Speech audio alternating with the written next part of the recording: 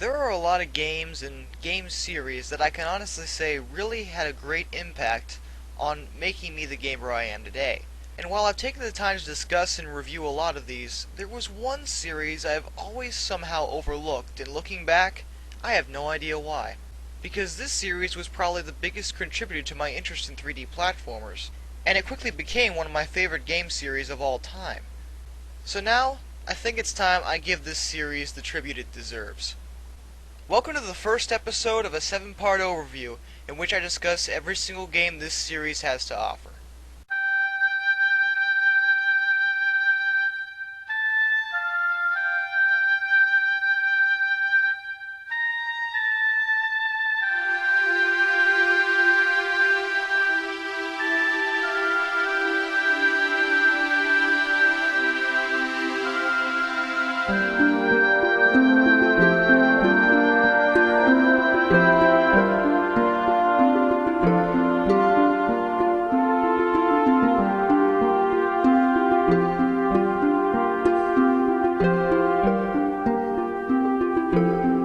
The year was 1996, and 3D gaming was just getting off the ground, especially in regards to adventure games. But that year, one game would come along and change everything.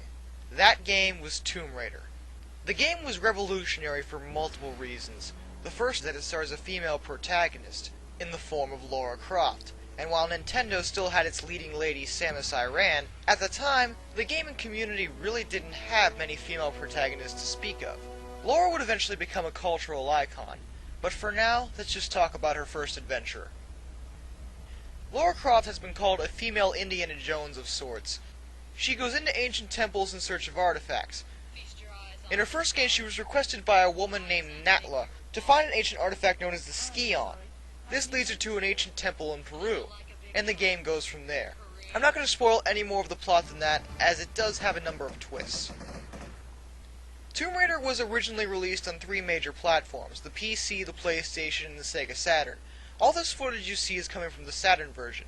The only major difference between the versions is that the PC apparently has a Save Anywhere feature, and the PlayStation version just happens to look just a little bit better than the Saturn version. However, other than those minor things, they're the same game.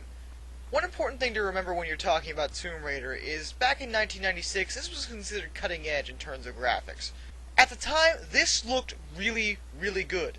3D was still a very new thing, so this was considered very impressive. Sound was also something Tomb Raider did very well. Most of the time the game is very quiet. The only thing you really hear is your footsteps. However, during appropriate times music will start up, and it really sets the mood for the game. Now on to the most important part, the gameplay. As I said, Tomb Raider is one of the first 3D adventure games. It's also what I like to call a precise platformer. The reason I call it that is because while it's a platformer, it's not one you can rush through. You really have to take your time. Jumps need to be lined up, and the action button needs to be pressed in order to grab the ledge. The action button is also used to pick up objects, jump up onto small ledges, and fire your guns when you're wielding them. Platforming in Tomb Raider requires much patience.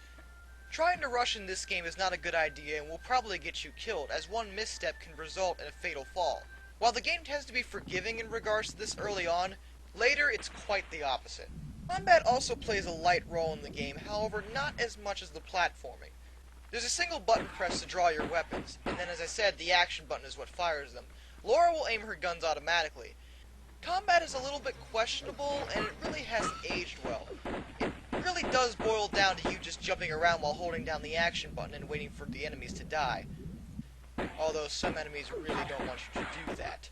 In addition to things that haven't really aged well, the control is also brought into question here. Lara controls a bit like a tank. Now, this isn't nearly as bad as in other games such as the original Resident Evil, but it is something that you're going to have to get used to. If you spend a lot of time playing newer adventure games with more user-friendly control schemes, you're going to find Lara's movement a tad bit stiff at first. Tomb Raider is one of those games where you really got to understand the time period the game was released in order to really effectively play it. Looking at it now, it doesn't seem like much, but back then, this was revolutionary. The original Tomb Raider set the basic foundation for all 3D adventure games to come, and created one of the most recognizable video game characters of all time. While we're on the subject of Lara, let's cover some of the criticisms the game has always received.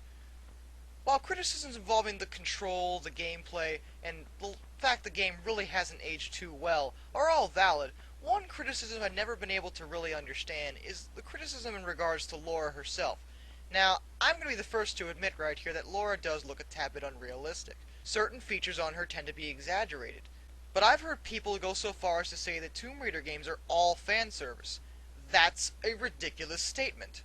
I notice this statement tends to come from people who haven't even attempted to play the game, simply judging the book by its cover, or in this case, the game. That's really not fair. Don't get me wrong, I'd be a liar if I said there isn't any fan service to speak of when it comes to Tomb Raider. It's kind of obvious. However, Laura is far more than just her appearance. She's an independent, outgoing, and headstrong female protagonist. She doesn't use her body to get what she wants, she uses her own wits. She's not just a piece of eye candy. However, if you haven't played the games, you probably didn't realize that. One other thing I really must say, if you're judging Laura just based on her appearance and saying her games are all fan service just because of that, does that make you any better than the ones who only play her games because she's hot? Fan service exists in Tomb Raider, there's no doubt about that. But the fan service doesn't overshadow the actual game. It doesn't change what it did for adventure games, and it doesn't change what it did for 3D gaming. And besides, in the fan service category, there are far worse things out there. Getting back to the actual game, Tomb Raider met with a critical acclaim. Tomb Raider was one of the games to help make the PlayStation famous, even though a version was available on 2 other platforms at the time. And it wasn't long before we saw a sequel. Stay tuned for part 2, in which I talk about that. I give the original Tomb Raider a 9 out of 10. For now, stay sane, everybody.